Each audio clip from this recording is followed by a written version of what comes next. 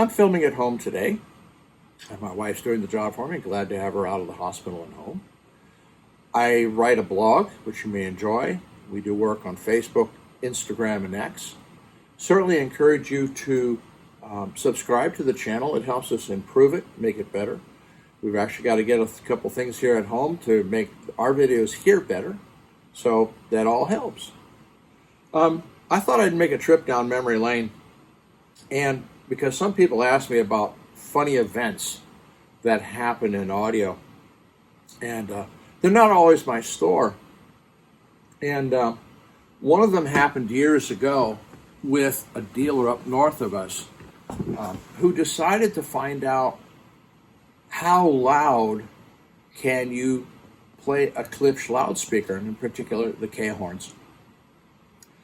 And so they loaded up the amplification and started wailing on the K-horns. And I can't imagine the volume because they're capable of an immense amount of volume. But they got it to the point where they caused one of the K-horns to catch fire. And in the process of that, they called the fire department, who rushed in and, to their horror, had to watch the fire department take axes and chop the K-horn into pieces as they tried to put out the fire. And so, I mean, these things do happen to us. I mean, we do some bizarre stuff sometimes. Even before that, many, many years ago, I actually worked for this shop in Cincinnati. There was an attempt to drive Dahlquist DQ10s, the originals, to a fairly loud volume. Now, the only way of describing Dahlquist DQ10s in terms of efficiency was I called them as efficient as a brick. And so any attempt to get them to play at loud volume required, a lot of power. And at that time, the biggest amplifiers, and power-wise, that were available was Bob Carver and the Phase Linear products. Probably the most popular was Phase Linear 400, but they also made a smaller and a bigger one called the 700. And the shop tried to use the Phase Linear amplifiers on these DQ10s and to get them to play really loud. In this case, the speaker, somewhat disintegrated. But the amplifier burst into flames, and behind the amplifiers they had a wall of foam called sonics, and the fire proceeded to go right up the wall with the sonics, and again, there out comes the fire department. Not all funny stories are, shop related. I had a customer buy a pair of teal loudspeakers from me, and he had it for about 6 months and everything seemed to be fine. And then one day he appeared at the store with essentially, smoked teal speakers, and he was very angry with me about the fact that the speakers had failed. And it's kind of like, how did this happen?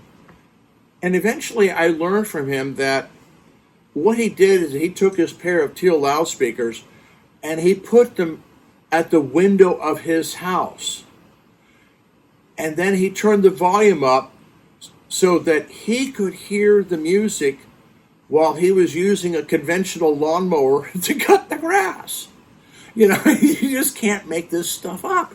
Needless to say, there's no speaker that probably would have sustained that unless it was like, pro horn speakers, maybe, but over a lawnmower, I don't think so.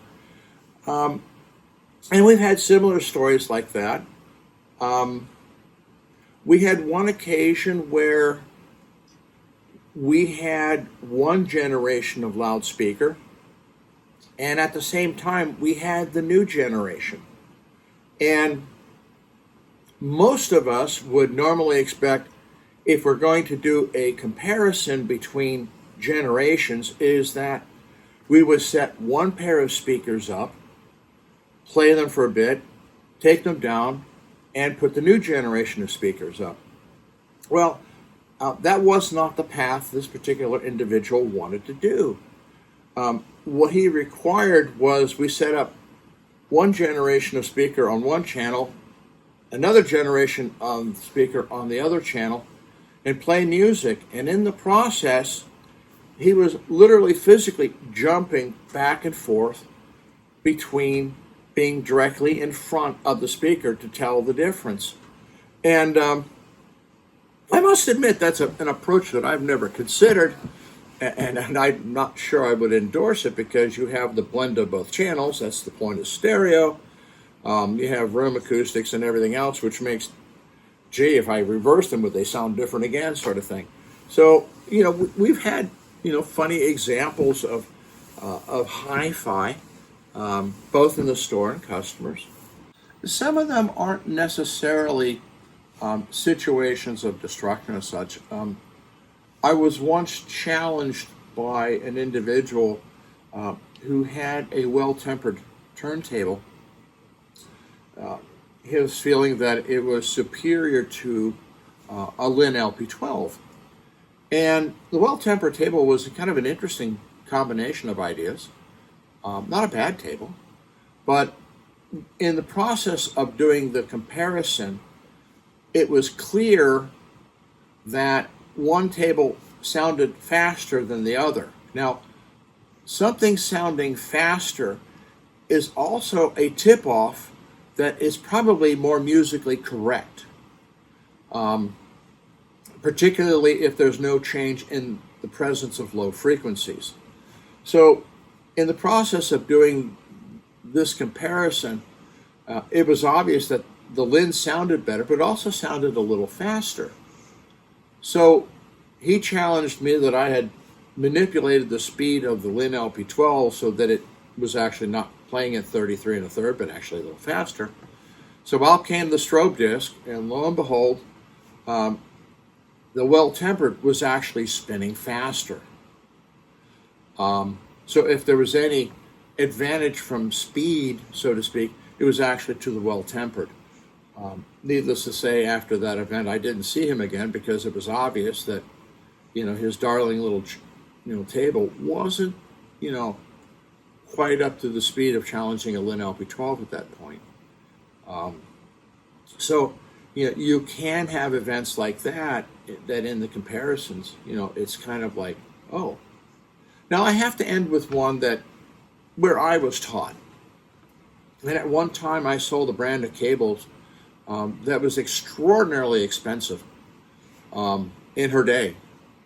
I guess today, in today's dollars, they'd be like $8,000 or $10,000 a pair, speaker cables. All right, and it was in combination with Martin Logan, and now this customer brought in his cable against what I thought was, the cable to own at that time. His cable happened to be a Radio Shack mega cable, and we were going to use it between Martin Logan speakers and Mark Levinson amplification. So I put in my very expensive cable and got the performance that I expected to get, and we thought it was the best we could get for the dollar. We took that cable out and we put in the Radio Shack mega cable, which cost about $40 a pair. At that time, the retail on this other cable was $2,000 a pair. And honestly and sincerely, the result was, yes, the very expensive cable was better by about that much. That the Radio Shack mega cable was astonishingly similar. I would say 97% of the expense of this, performance of this very expensive cable, which immediately resulted in us getting rid of that very expensive brand, realizing that it was not the value that we thought it was. No, we didn't pick up Radio Shack mega cable, but it pointed out to us that magic can come from anywhere, and when you're playing with cables, amazing things can happen. But that we were challenged in our view, and it was a good challenge, and it was a worthy challenge, and we learned a lot from that experience. It caused us to really rethink how we evaluate cables, which has carried forward today. So And one of it is, it doesn't matter how expensive a cable is. The question is, how well does it perform?